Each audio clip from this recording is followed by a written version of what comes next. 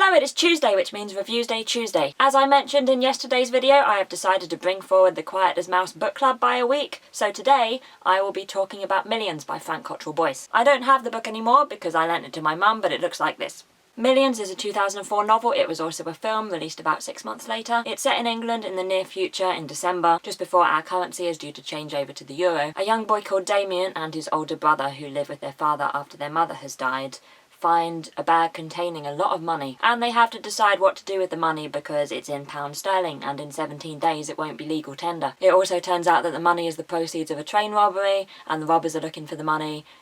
So that's a whole thing going on in the book as well. I knew there was a high likelihood of me liking this book because I love the film. I was right, and I think I maybe prefer the book because Damien is a very endearing narrator. He's very sweet and innocent, and I loved seeing the world through his eyes. He's obsessed with saints and is visited by them throughout the book, and he also tries to emulate them, which leads to some very funny scenes, which are some of my favourites in the book. This book says some interesting things about wealth and the economy. For instance, the brothers spend a lot of money in school, and therefore everyone else in school ends up with a lot of money, and therefore everything becomes really expensive. Millions is a nice, sweet book. The characters are all nicely believable and flawed, the adults and the children, and the relationships between them ring true as well. Oddly enough, I think it may be better for adults than for children. The reason I say this is because if I had read this book as a child, I would have followed Damien too blindly, and as Damien misunderstood or didn't notice the actions of the characters around him or the events unfolding around him, I similarly would have missed them. Whereas one of the joys that I found in this book was the contrast between what was happening and what Damien thought was happening. If that makes sense. As an adult, I enjoyed seeing the world through the eyes of an 8-year-old boy who is obsessed with saints and misses his mum. So I recommend this book. I also recommend the film. Both of them are great for Christmas.